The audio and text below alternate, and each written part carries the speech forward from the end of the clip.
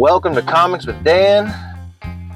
This is the Comics Commute number 31. See, I'm rocking the new microphone here, which is exciting, for me at least. You'll have to let me know how you feel about the sound quality, whether or not it improves. But I got to read my pulls from last week and the week before. And I've got a couple coming up this week. So last week I read Batman Superman World's Finest number 29, which is a good issue. I read Void Rivals number 12 and Nightwing 117. So those are the three I got last week.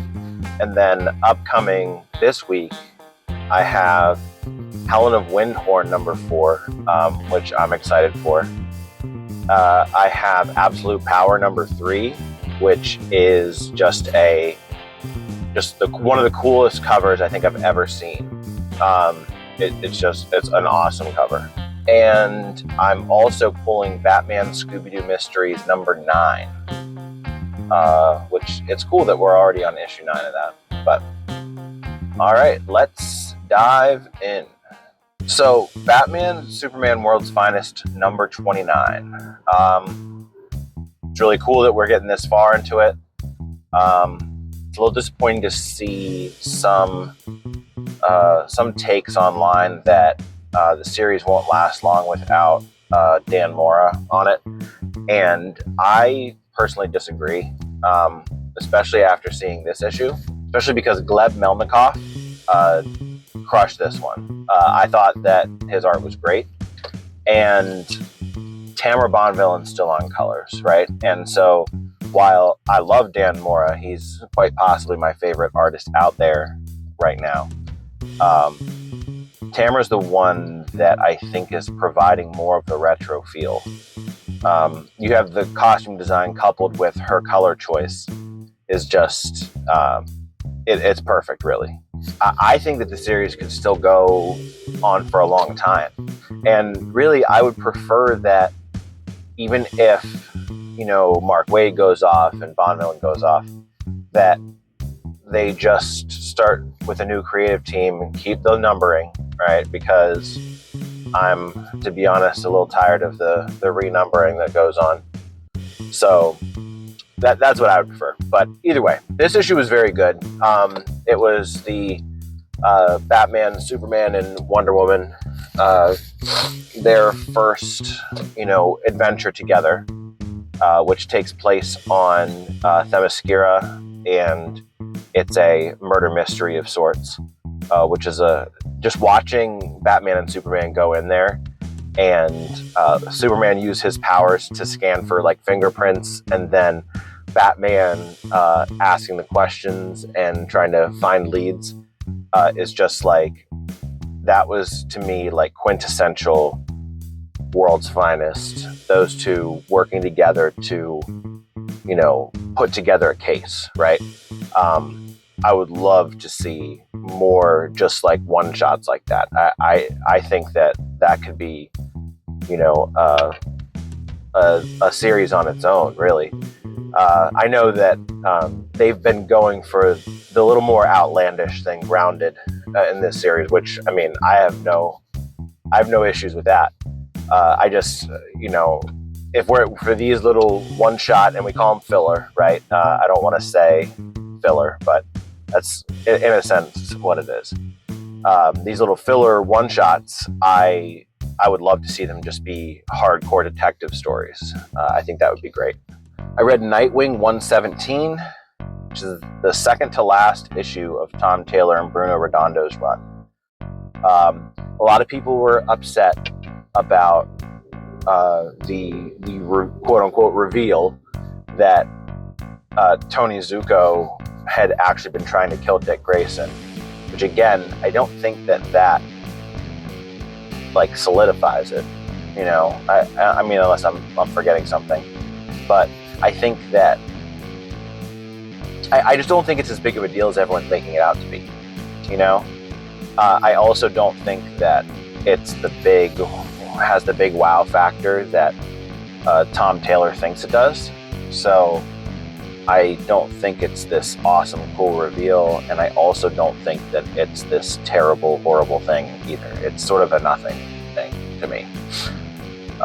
So, I mean, the issue itself, though, I thought was pretty good. I liked seeing Dick training with Deadman, and I don't recall who it was on League of Comic Geeks that said that they thought that Dick was slipped something when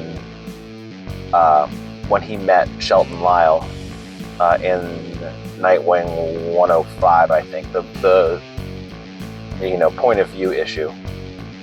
Someone on League of Comic Geeks said that, and they were right. So, but I mean, it was good. I'm glad to see this Heartless stuff finally getting wrapped up. But even in this second to last issue, Heartless, I think, is in one panel, unless you count like the flashback to seeing Shelton Lyle. It's just like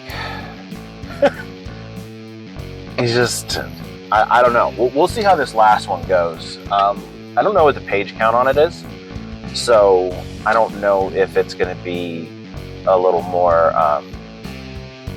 I would almost hope that it's a little bit more, just so that we can see, make sure that the conclusion kind of meets standards and everything. But I don't know. I mean, like, Dick's going to defeat Heartless. I mean, I don't know if Heartless will die or not. But it's, I just have a hard time imagining that Taylor's going to do anything but stick this landing. So we'll see how it goes. Void Rivals number 12. What this really reminded me of, the entire issue, reminded me of, I think it was, what is it? After the ending scenes of Empire Strikes Back, where it's just like so much action has just happened, and we're going to, make sure you see where everyone is, right? See where they're going, and see what you can expect to happen, or to where you can expect to see them in the next issue, or in Star Wars case, the next movie, right? So I think that somehow it was still really good. I appreciate, Kirkman's not afraid to just take an entire issue to do something like that, whereas a lot of folks would, probably be a little worried about dragging something out. And I've made criticisms in the past before about, like, Tom Taylor dragging stuff out. But the difference is that Kirkman's not getting sidetracked. He's very intentionally saying, okay, here's where everyone is. So the issue was good, and the art was good as always. Lettering was good.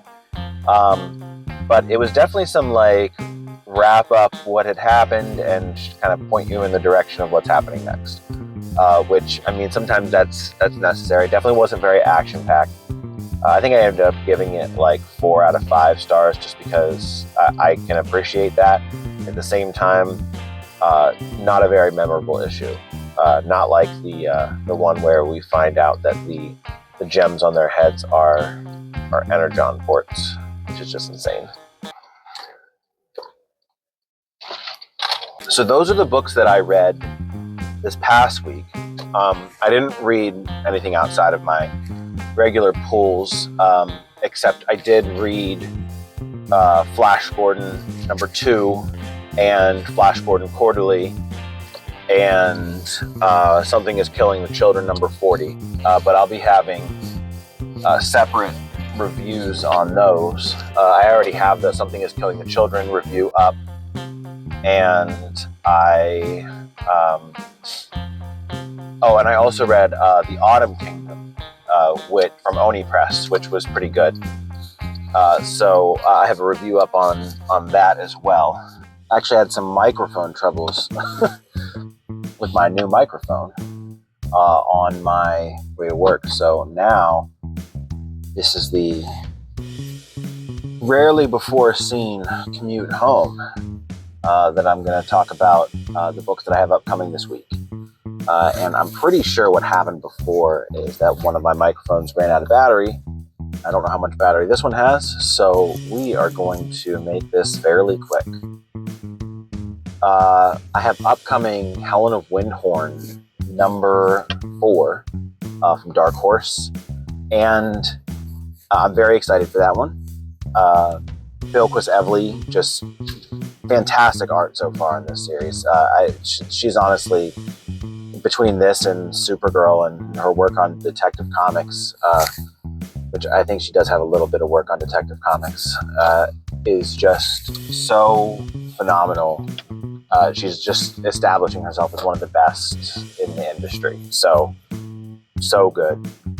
Really excited about that one. You have to be in a different mindset to read Helen of Wyndhorn because it's just a ton of detail in the art. Tom King does what Tom King does and has a ton of dialogue. So it's a lot to read, but it's still really well done, and it's really good, but it's definitely not what I would consider to be an easy read.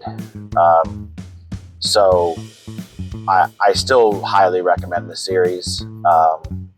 Maybe if you haven't been pulling it, you trade weight it, but overall, I love it. It's been so awesome. I also have Absolute Power coming, Absolute Power number 3. And it's first of all, the cover of this one is just awesome.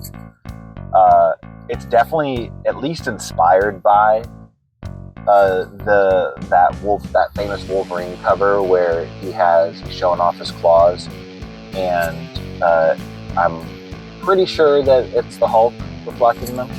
But in this one, it's Batman, and just for people listening on the podcast, I'll have it up on the screen for folks watching the video, but for the people on the podcast, it's Batman all beaten and bloodied, his helmet cracked, has 3 batarangs in his hand, and the reflection in the batarangs is, I think it's like Brainiac Queen and Failsafe and I guess maybe Waller, I'm not sure. But off the top of my head, but it's got the main villains of the event. So really cool cover. I thought that issue 2 slowed down a little bit from issue number 1 for Absolute Power, or at least my excitement for it did.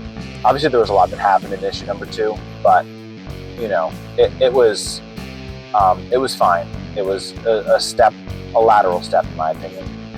But I was still really excited to see where this goes. Obviously, I'm really excited for the All-In and Absolute Comics initiative. So we'll see where that takes us. But Absolute Power number 3, also on the pull list. Really excited for that one. The last one on my pull list is Batman Scooby-Doo Mysteries number 9. I believe it's the one on the cover there at a comic convention, which I think is a cool idea. So I'm excited to check that one out. I say it every month, and I'll say it again this month, that the very best value in comics is Batman Scooby-Doo Mysteries, $2.99, a great story. This is how you should do a kid's book, right? Because it's still quality, right? But it's only $2.99, right? Kids don't need 60 pages and a premium price point. It's like they need a short amount of pages and they need a low price point because kids don't have money. I don't have money either, but kids definitely don't have money. So this is just the best value. If you look at the quality of story per dollar spent, this is it. And I didn't see who's writing this one, so we'll have to see what the story is there. But it's almost always good. Occasionally we run into some issues with the art, but I think most of the time it's pretty good. This one, it's so far from being at risk of falling off my pull list. It's a blast. So we'll see how that goes. I also noticed that, and I can't believe I didn't see this before because it's had 2 issues solicited so far. There's something like Spider-Man Homeroom Heroes or something like that. It's a kid's Spider-Man comic. If I see that on the shelf when I go to pick up my pulls, I'm going to be picking it up. I mean, it looks like something that the kids would really like. So I'll keep everyone posted on that one. Maybe I'll have my kids, if you saw my Garfield review, I had my kids help with that one. Maybe I'll have them help with the Spidey one as well. So we'll see how that goes. Hopefully they have copies just available on the shelves at my local comic store. So we'll see where that takes us. I believe that that's all I have.